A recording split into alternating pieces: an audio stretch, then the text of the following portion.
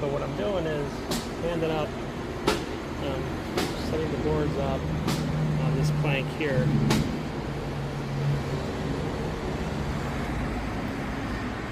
From the deck, and then I pushed one of the top, I kept one of the top planks loose so that I can feed the boards up, and I'll go up top and pull this up. And what I like to do is get braces up right away, so when I'm up there setting things up, it's not rickety. So I'll show you how sometimes I'll just tie it off to the scaffold itself, or I'll nail it into the platforms, but right now I'm just going to actually tie it off. I have one over there tied off. I'm going to do this one here. I just tie it off. It makes it so it's not rickety, and then I'm going to tie it into the building. I'll show that in a few minutes.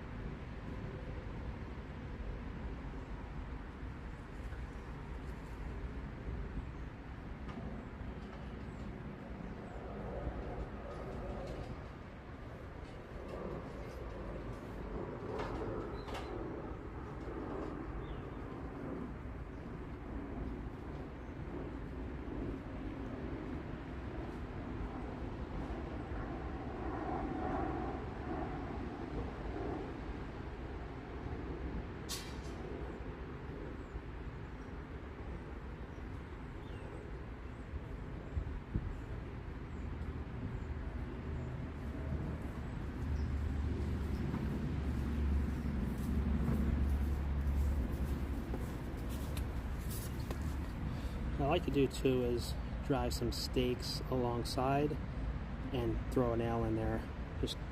I have it into the ground, but I'll show how I do this. So I'll cut a little triangle on the end of the board and bang it in and nail it.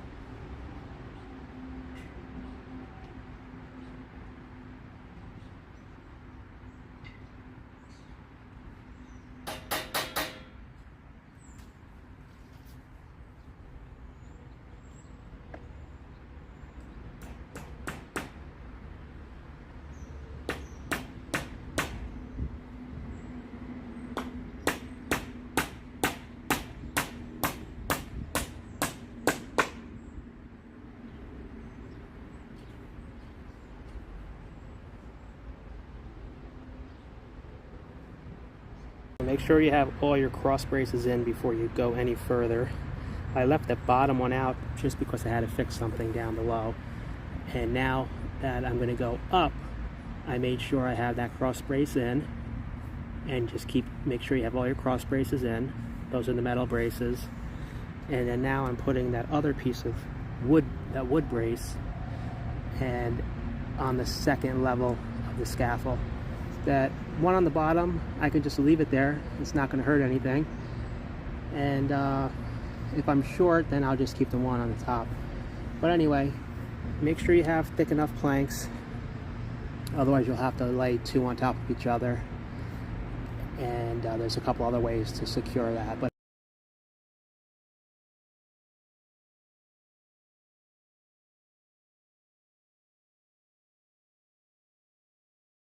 I get my cleats laid in on the top, like you see here.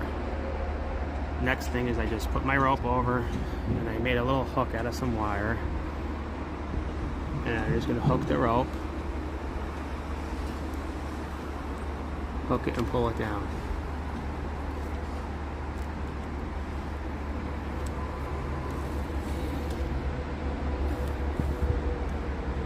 And I'll pull a good length through so I have it. Now I'll put my other board here and tie it. So you can see I got it all lashed off. I have the board spaced out, and I have a cleat top and bottom, and I lash it in the middle of the spaces between the boards.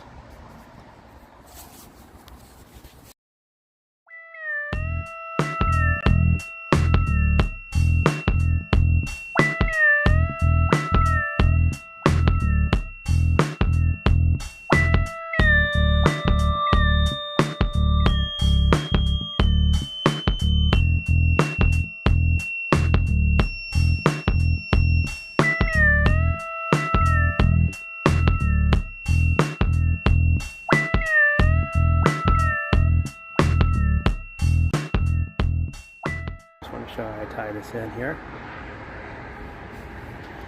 Make sure I get a stud on the wall, and I put braces across. Okay, as you can see, I got this safely tied into the building. I put cleat along the wall, nailed into the wall studs, and tied into the scaffold, nailing it onto the cleat and onto the scaffold. Now I just get up on the roof. Nail these into the rafters. After I found one rafter, I measured over, and I put this other one at 32 inches. This cleat, I put another cleat up there, nail that in. And I don't care, don't worry about the roof. You make it safe, go up on the roof, and when you come down, I'll show how I can re-seal these nails without any problems whatsoever. So basically we pop it up, and I put a piece of flashing right underneath where it was. So just came up here and went all the way up to inspect and to get started on fixing this chimney. One tip is to make things safe. For example, when I have my ladder, I have a cleat behind it so it can't kick out. I have roof brackets on the roof. I tied my ladder off to that. I have this board tied down as well, and these are nailed into the rafters. Got some other flashing issues here. Missing shingles, some already some repair work done.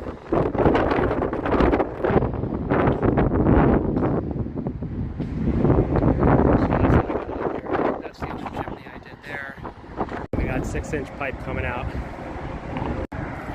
So this is what we got here. Leaks around the flues.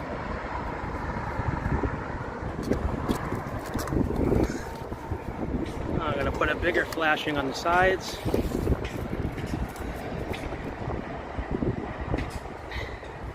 Something around there. Something around 7 inches. Okay, so it looks like we got 55 and 5/8 there, and it looks like we've got maybe 34 and 3/8.